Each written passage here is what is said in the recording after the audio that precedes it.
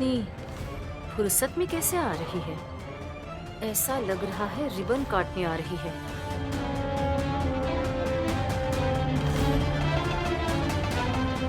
Hello aunty. Hi, how do you do? ये सब बोलने का टाइम नहीं है ये। विशाल के साथ ऐसा हो गया, इसलिए दुख या टेंशन थोड़ा भी नहीं है तुम्हारे चेहरे पर।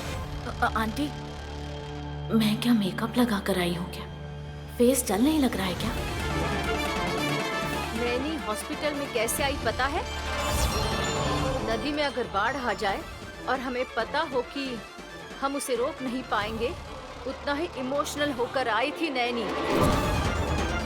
मुझे अब तक मंगलसूत्र नहीं पहनाया, इतनी जल्दी क्यों जाऊं ऐसा सोच रही थी। अरे ऐसा कुछ नहीं है आंटी। अगर मैं भी रहूं तो आप सबको हिम्मत देने वाला कौन बचेगा आंटी?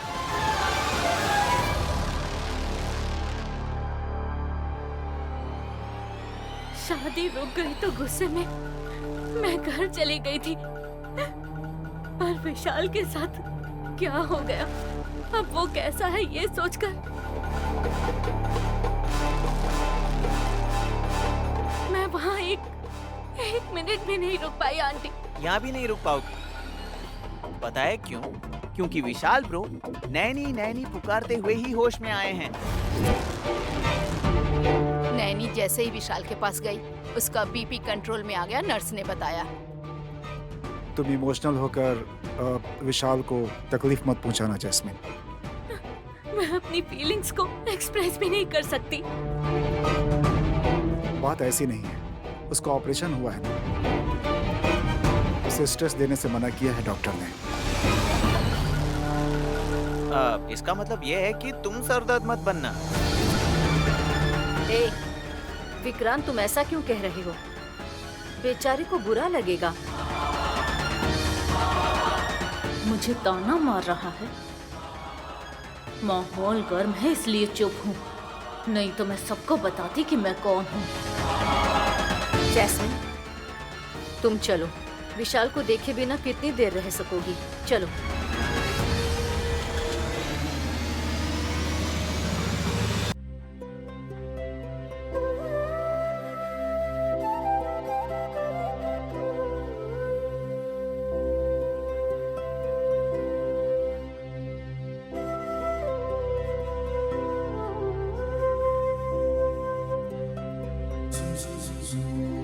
ये क्या नैनी?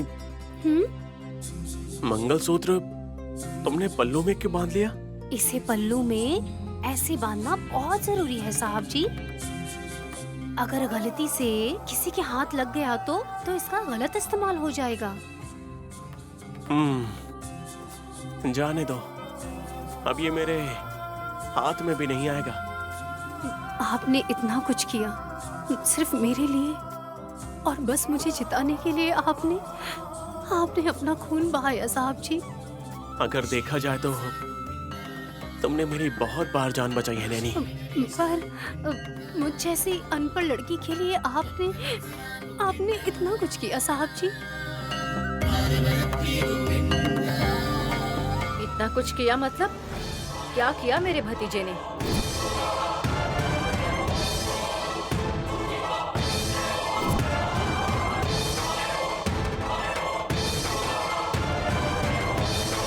बोलो विश, इसके लिए क्या किया तुमने?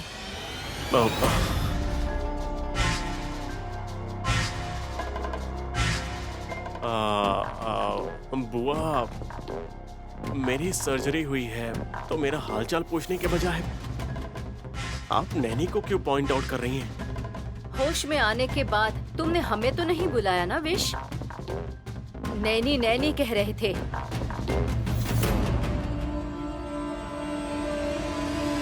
नैनी, मैंने तुम्हारा नाम पुकारा था। हाँ साहब जी, तब आप पूरी तरह से होश में नहीं आए थे। तब आपने मेरा नाम पुकारा था साहब जी, और जब मैं आपके सामने आई तब आपने अपनी आंखें खोली। जब होश में नहीं था तब भी नैनी को पुकार रहा था। इसका मतलब विशाल को नैनी जरूर पसंद होगी। सगी माँ और तो और परवरिश करने वाली माँ तिलोत्तमा का भी नाम नहीं पुकारा तुमने विश। इसका मतलब बात अब यहाँ तक पहुँच गई है, मैं सब समझ रही हूँ। बुआ, देखा तुमने? इसका चेहरा देखो, गर्व से कैसे चमचमा रहा है। अरे गर्व किस बात का मेम साहब जी? मुंह बंद रखो अपना। ये मत बोलना घर में इतने लोगों के होते हुए भी तुम्हें बुलाया इस बात का घमंड नहीं है। वो सब तो ठीक है, पर तुम्हारे लिए विश ने क्या किया है ये बताओ। बुआ, जाने दीजिए ना। ऐसे कैसे जाने दूं विश? ए, तुम बोलो। शादी में मैंने नाटक किया था, ये बात अगर तुमने बता दिया तो ये लोग तुम्हें घर से बाहर निकाल देंगे नैनी। फर्स्ट टाइम, तुम सच मत बोलो, इस बात की प्रार्थना करता हूँ। मेरा दिल भी तुमसे यही बोल रहा है नैनी।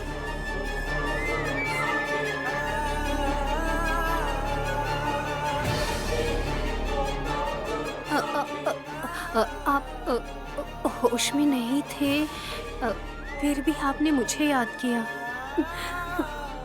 ये बात बहुत बड़ी है मेम साहब जी।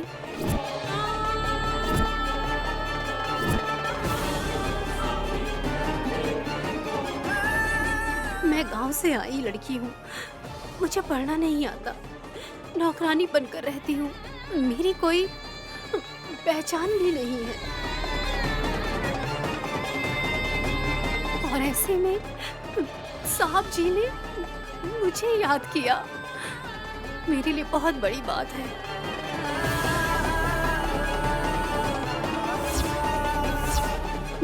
मुझे इनकी सेवा करने का मौका मिला, इससे अच्छा भाग्य और क्या हो सकता है मेम साहब जी? इसका मतलब मेरे लिए साहब जी किसी भगवान से कम नहीं है मेम साहब जी।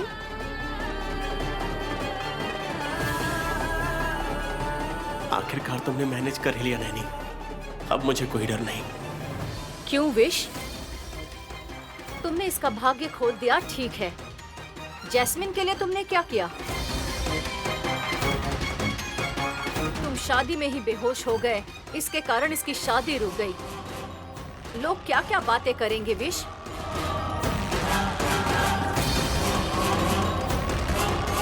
न जाने लोग इसे कैसे कैसे ताने मारेंगे। इस बेचारी की शादी टूट गई है विश।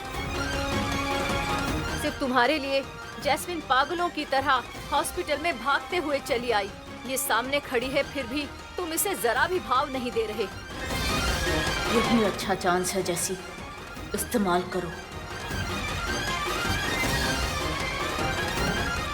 मैं क्या करूं आंटी, मेरी किस्मत ही कुछ ऐसी है। नौकरानी पर जितनी दया दिखाते हैं उतनी मुझ पर भी नहीं दिखाते।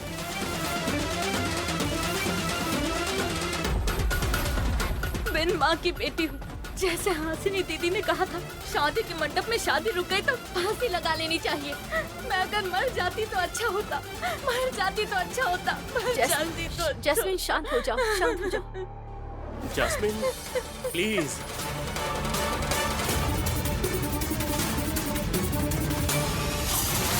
शांत हो जाओ जैस्मिन, छोटे बच्चे की तरह क्या रो रहे हो? शांत हो जाओ।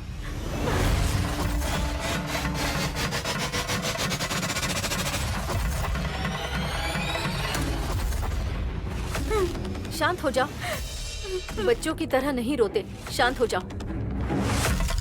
देखो विश, बेचारी जैस्मिन को कितना बुरा लगा। हाँ, अरे यार।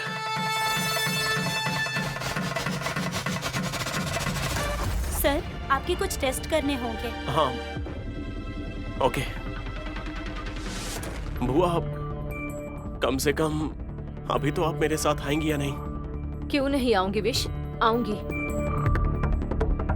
जैस्मिन बस 5 मिनट, विश का टेस्ट करवा कर लाती हूँ। चलो विश, आराम से। हाँ।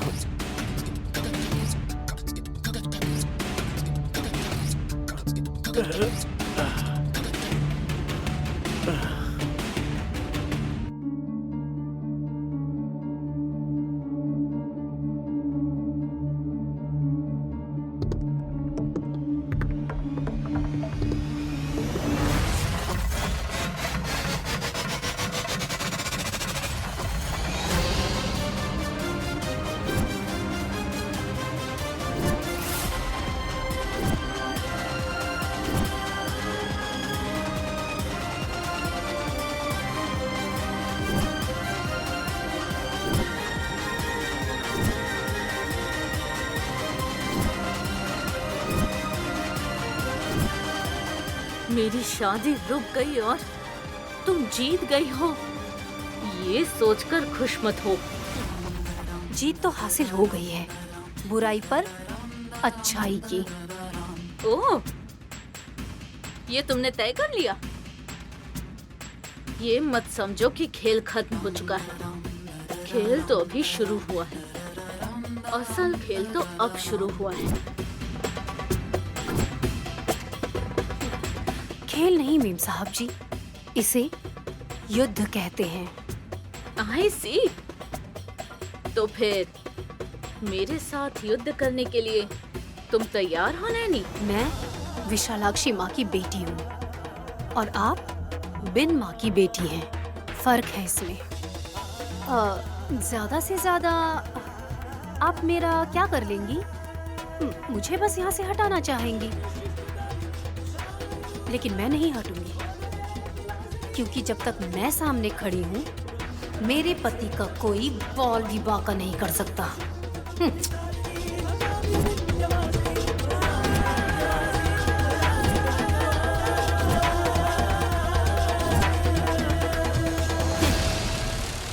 Very interesting. ऐसा लग रहा है शरीर पर अगर मांस ही ना हो तो कैसा लगता है, ये देखने के लिए हिरन खुद शेर के पास आया है। I like it। आपको लग रहा है कि आप शेर होती तो मैं डरती? मेरी नजर में तो आप मैं एक औरत भी नहीं है। ए, तुझे तो मैं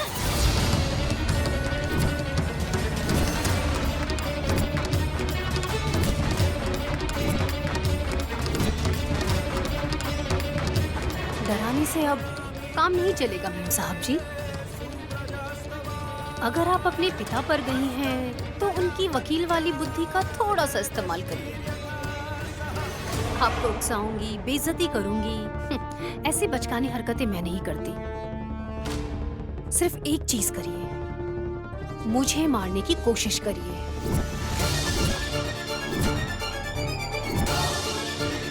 हाँ, मैं ऐसा इसलिए कह रही हूँ क्योंकि मुझे मारे बिना मुझसे विशाल बाबू को आप इस जन्म में तो दूर नहीं कर सकती हैं। जब तक मेरी सांसें चल रही हैं, तब तक मैं सिर्फ अपने पति की पत्नी नहीं हूँ, उनकी रक्षा कवच भी हूँ मैं।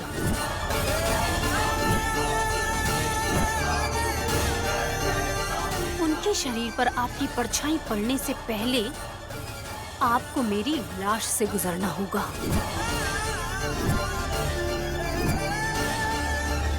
चैलेंज कर रही हो क्या? कर कर, तुझे नहीं मारूंगी।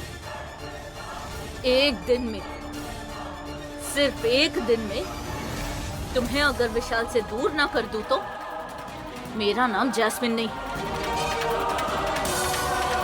सिर्फ एक ही दिन का टाइम काफी है।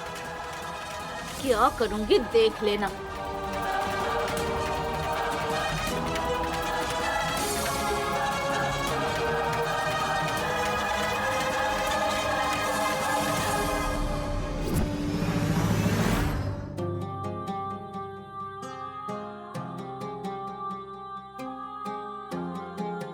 साहब जी,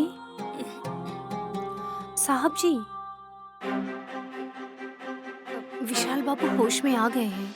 आप उनसे जाकर मिल लीजिए। अपने बेटे से बात करने के लिए मेरे पास कुछ भी नहीं है। मुझे तुमसे बात करनी है। तुमसे मुझे सवाल भी करना है। कैसे सवाल साहब जी?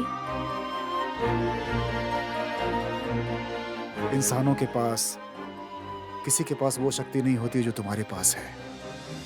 भविष्य में क्या खतरा आने वाला है वो सब तुम देख सकती हो, पर विशाल के साथ ऐसा होने वाला है ये तुमने पहले क्यों नहीं देखा? मतलब माँ ने जो शक्ति तुम्हें दी है अब वो तुम्हारे पास नहीं रही क्या? अपने पति को बचाने के लिए तुम रक्षा कवच बनकर रहोगी, लेकिन जब विशाल नीचे गिरा और उसका खून बह रहा था तो तुम बस देखती ही रह गई। अब तुम उसे खतरे से आखिर क्यों नहीं बचा पाई नैनी? साहब जी ने जानबूझकर मुझे जिताने के लिए ऐसा किया। मैं आपको ये कैसे बताऊं साहब जी? चुप मत रहो नैनी, अब बोलो बेटी। अब मुझसे तुम सच्चाई या रहस्य नहीं छुपाती हो ना? मेरे बेटी की रक्षा करने वाली रक्षा कवच हो तुम। ऐसे सर झुकाकर खड़ी रहोगे तो कैसे चलेगा? बुराई के खिलाफ मैं हमेशा संघर्ष करती रहूंगी साहब जी। मैं मर जाऊंगी लेकिन कभी हारूंगी नहीं। भले ही मेरी जान क्यों ना चली जाए, पर उससे पहले अपने लोगों की रक्षा करूंगी। भगवान है इस बात की हिम्मत, मेरी बहू देती है इस बात का भरोसा है, और इसी आधार पर मैं जी रहा हूँ। लेकिन इस बार तुम्हें क्या हो गया था बेटी? आने वाले खतरे को मैं हर बार देख पाती हूँ साहब जी। गायत्री माँ जी ने भी हमेशा यही कहा कि मेरे बेटे को बचा लेना, पर इस बार साहब जी ने ही मेरे पति ने ही मुझे बचाया है। साहब जी ने मुझे बचाया है। क्या कहा बेटी? क्या कह रही हो तुम? वो हॉस्पिटल में भर्ती हुआ है और उसने आखिर तुम्हें कैसे बचा लिया? बेटी वैसे भी तुम किस संकट में थी आखिर? ये क्या बेटी, तुम्हारी शक्ति को क्या हुआ? नैनी बोलो बेटी, बोलो बेटी प्लीज। माँ जी की दी हुई शक्ति मेरे पास ही है साहब जी। मैं भविष्य देख पाती हूँ, इसलिए आपकी नजरों में मेरी इतनी अहमियत है ना साहब जी।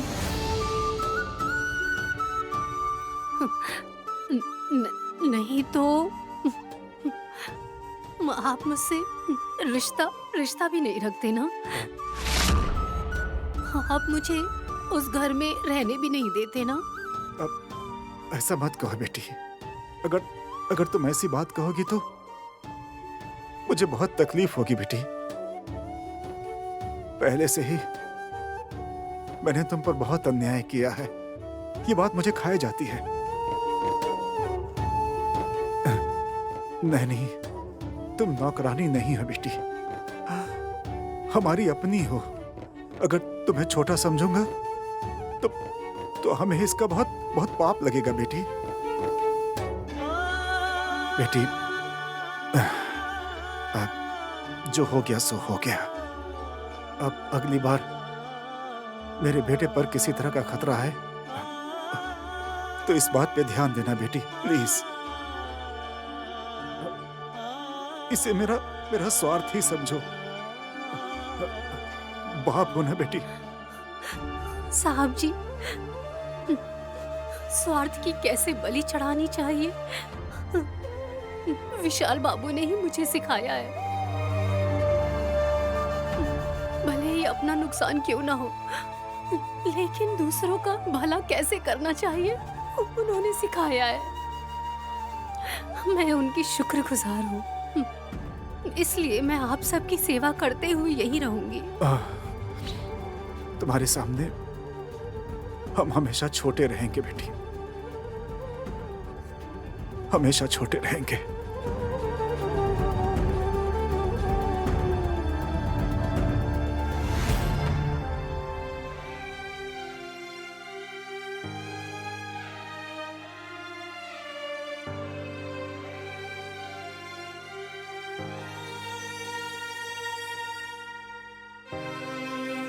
It's okay, thanks. It's okay sir.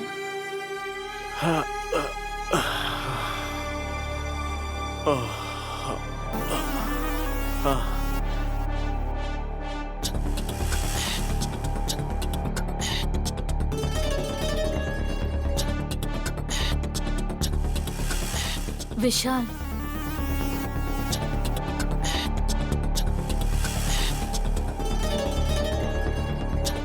बस 2 मिनट बात कर सकती हूँ?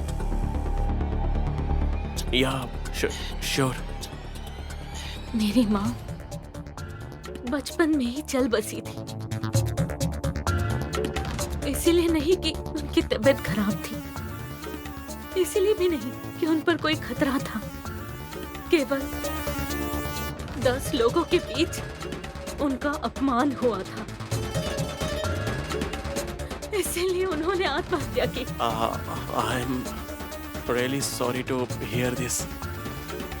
तभी से हमारे पिता ने ही हमें पाल पोस कर बड़ा किया है, भले ही वो फॉरेन में क्यों ना हो। उन्होंने मुझे आशीर्वाद दिया और जसवंत भैया साथ रहेंगे, इसीलिए आपके साथ शादी के लिए मान गए।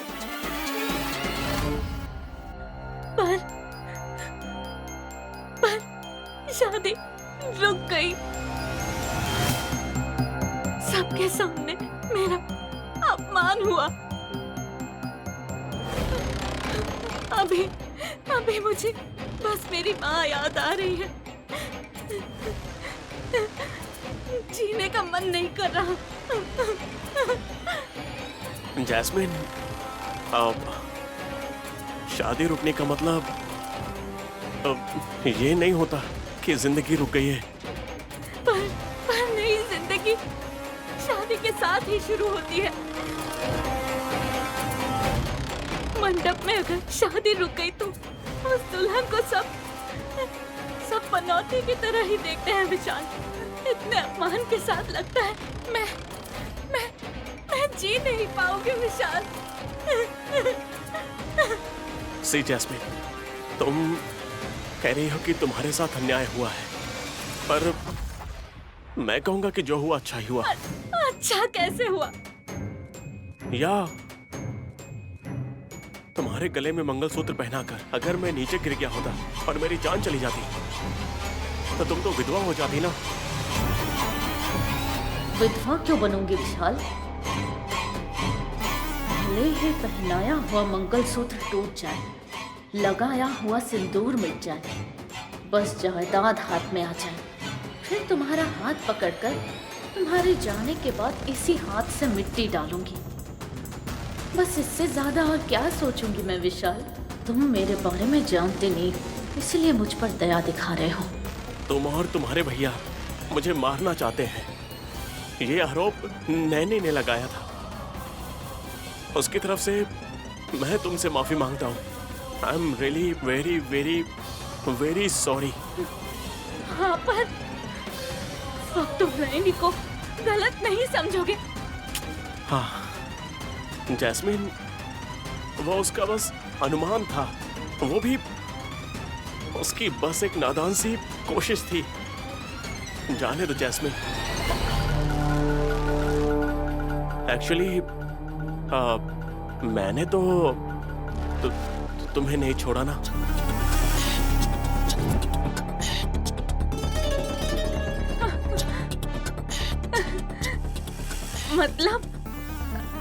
मतलब मेरे साथ अब भी?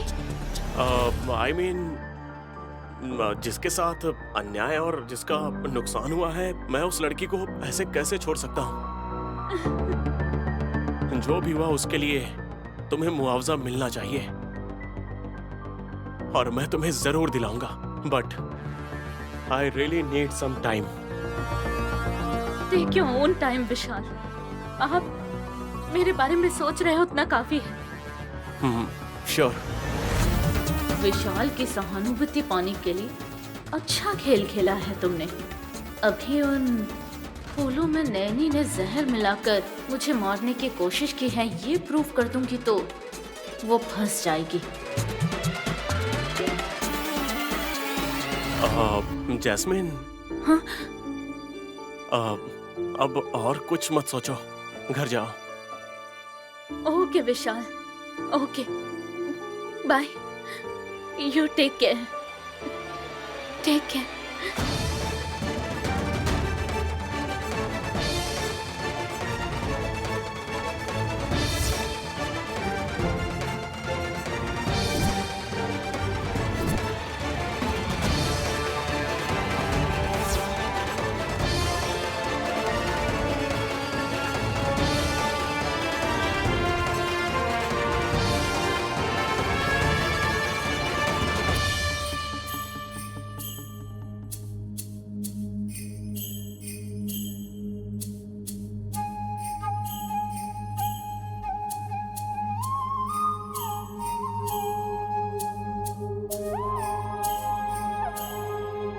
विक्रांत बेटा, क्या हुआ दादी?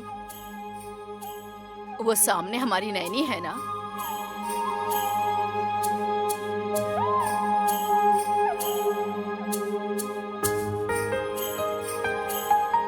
हाँ हाँ जी भाभी।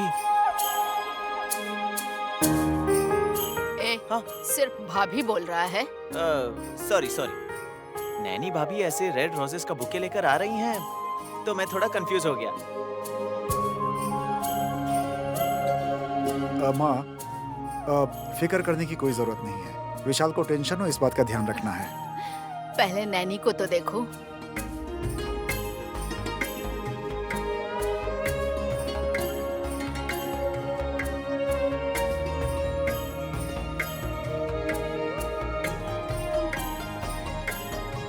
क्यों बेटी, तुम बुके लेकर आई हो क्या? हाँ साहब जी, अस्पताल में जो भर्ती होते हैं उनको अगर फूलों का गुच्छा दिया जाए तो वो जल्दी ठीक हो जाते हैं। लोग ऐसी बातें कर रहे थे तो मैंने सुन लिया। वैसे तुम्हारे पास पैसे कहाँ से आए? मेरे पास पैसे नहीं है, मैंने ऐसा कहा, पर वहाँ एक दीदी है, उन्होंने मुझे ये दिलाया है। कोई बात नहीं सर, अपने पति को ठीक करने के लिए भगवान के पास बहुत समय से प्रार्थना कर रही थी। इनका इनोसेंस मुझे बहुत पसंद आया। Thank you sister. रुक जाइए साहब जी, मैं बोलती हूँ।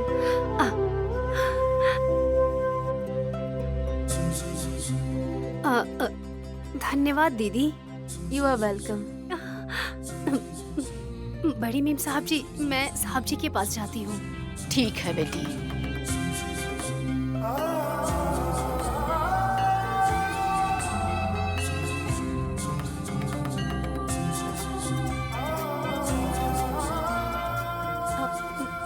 सो गए क्या साहब जी? नहीं नहीं नहीं,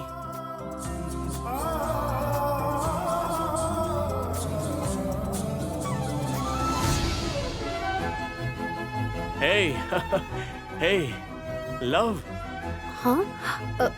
लव मतलब ये क्या होता है साहब जी?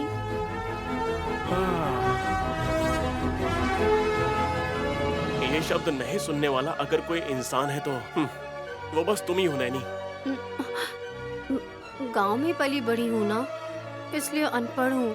सिर्फ हिंदी आती है मुझे, अंक भी नहीं पहचानना आता। मतलब मेरी बैल बुद्धि है, थोड़ा समझाइए ना। बैल बुद्धि नहीं, अटल बुद्धि है तुम्हारी। अपने आप को कम समझने वाली बस तुम ही हो। लव मैंने इसलिए कहा क्योंकि ये देखो, ये बुके हार्ट शेप में है, मतलब दिल के आकार का है। देखो, घुमा कर देखो ना। ऐसा होता है तो क्या इसे लव कहते हैं? हिंदी में इसे प्यार कहते हैं। मन में पैदा होने वाले प्यार को अगर रोक दे तो वो ऐसा ही दिखता है। सरप्राइज! ये है वी, मतलब वी फॉर विशाल जीजू। और वो है एम।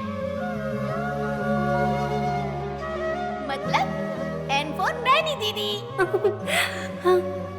और ये है दिल, मतलब प्यार की निशानी। पूरा देखे तो विशाल लव्स नैनी।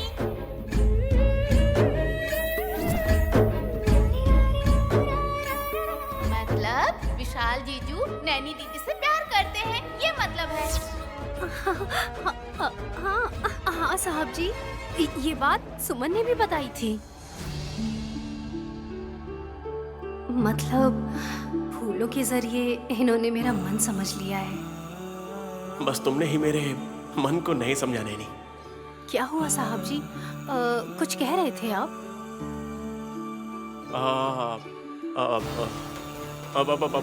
फूल फूल फ्लावर्स बढ़िया है कह रहा था।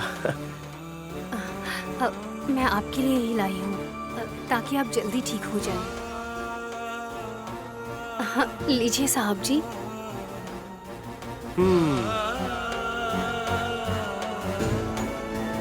मतलब तुम अब अपना दिल मुझे दे रही हो? बहुत पहले मैं अपनी जान आपके हाथों में दे चुकी हूँ साहब जी।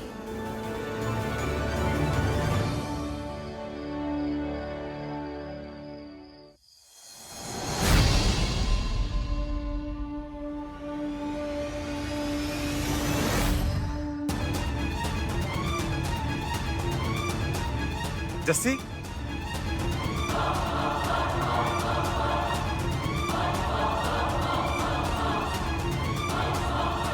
जस्सी, कोई नजर क्यों नहीं आ रहा है ब्रो?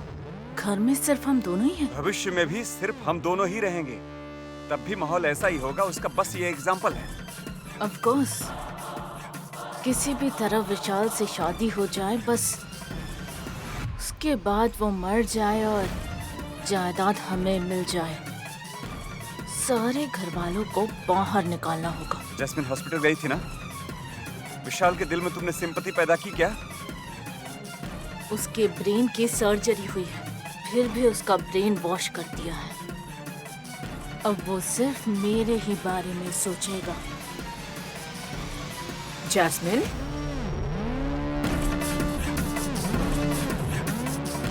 ब्रो आंटी आ रही है, तुम मुझ पर थोड़ा सीरियस हो जाओ। क्या बोल रही हो तुम जस्सी? इस घर की इज्जत उतारना चाहती हो क्या? इज्जत जा रही है ये तुम कह रहे हो, जान जा रही है ये मैं कह रही हूँ। क्या हुआ है जसवंत? सामंता की लड़ाई है लगता है। ए, तुम चुप रहो। इनका झगड़ा किस बारे में है पता करना होगा। जसवंत, तुम बताओ। आंटी, जस्सी पुलिस में कंप्लेन करने जा रही है। पुलिस अगर घर में आएगी तो इज्जत चली जाएगी ना? क्यों? तुमको पुलिस स्टेशन जाने का डर है? इसे ही कहते हैं कॉमेडी पर कॉमेडी करना। स्टेशन जाने का कोई डर नहीं है छोटी दीदी, हमारी इज्जत ना चली जाए बस।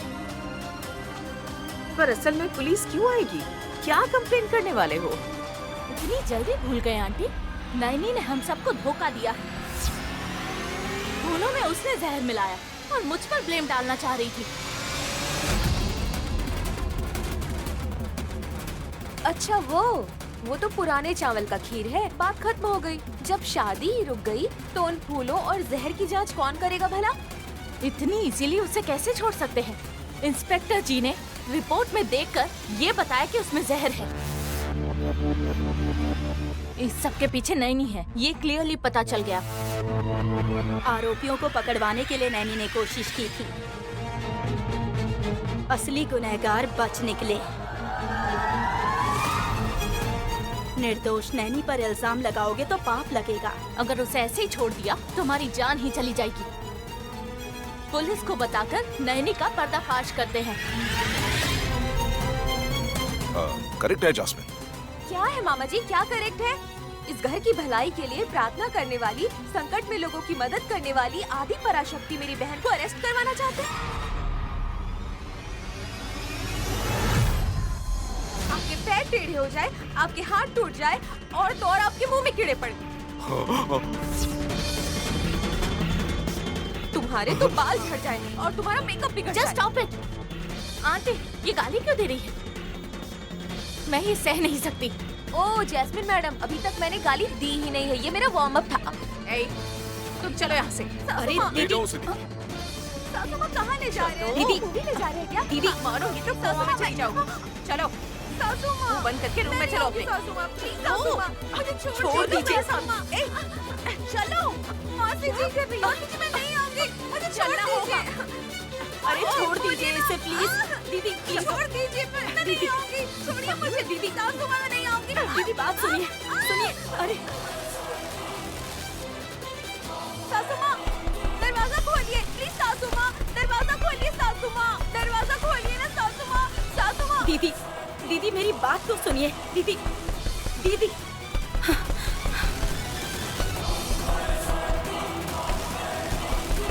हेल्प, हेल्प, हेल्प, मेरी बहन को बचा लो। हेल्प, हेल्प, दरवाजा खोलिए। सासू माँ, मुझे रोना आ रहा है। सासू माँ, दरवाजा खोलो।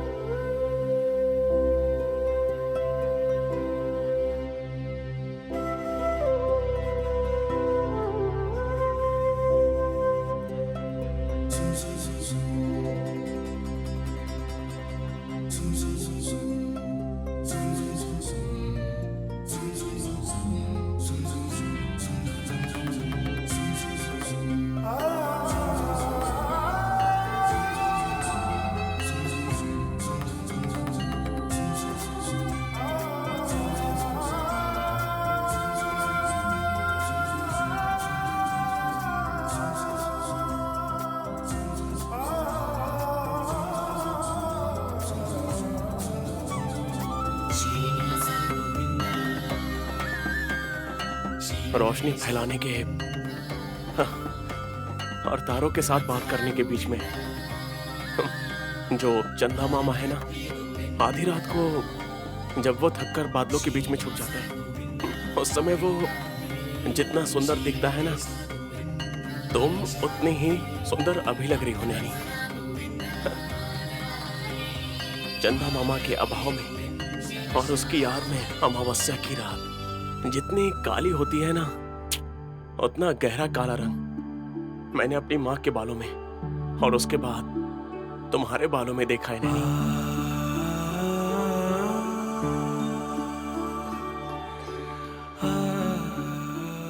नैनी, मैं एक बार तुम्हारे बालों को छू सकता हूँ क्या?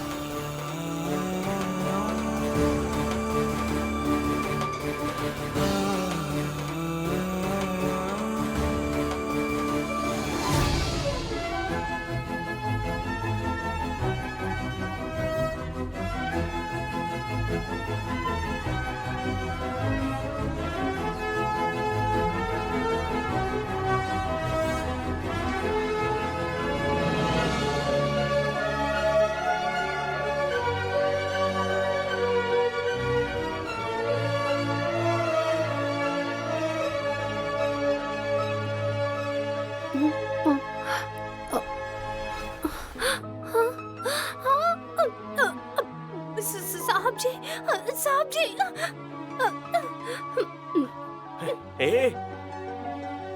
चिल्लाओ मत। वो तुम ना ठंड से कांप रही थी तो तुम्हें दुपट्टा उड़ाने आया था। ये लो। कोई बात नहीं साहब जी। हेलो तेरी नैनी मैडम, एक तो जनवरी का महीना है, ऊपर से ठंड भी तेज हो गई है, तो इस तरह ठंड में कांपते हुए भला सोने की जरूरत है क्या तुम्हें? ये लो, ओढ़ लो इसे, अब गर्म लगेगा। पर फिर आपके लिए साहब जी? मुझे वैसे भी इसकी आदत है ना, और तो और अमेरिका से आया हूँ, वहाँ कितनी ज्यादा ठंड होती है पता है तुम्हें? आइस का टुकड़ा मुंह में रखकर जब हम बात करते हैं तो मुंह में ठंडा लगता है ना, बिल्कुल वैसा ही लगता है। अच्छा साहब जी, इसलिए आप इतने गोरे हैं क्या? आप इतना हंस क्यों रहे हैं साहब जी? बर्फीली जगहों पर रहने वाले लोग बहुत गोरे होते हैं, ऐसा सुना है मैंने। नहीं, ऐसा कुछ भी नहीं होता। सुनने वाले अगर मासूम हो तो हर बोलने वाला बुद्धिजीवी बन जाता है, ऐसी कहावत है, उसी का एग्जाम्पल है ये। मैं एक बात बोलूं? ताजमहल के सफेद मार्बल से भी ज्यादा सफेद पता है क्या है नहीं? तुम्हारा मन।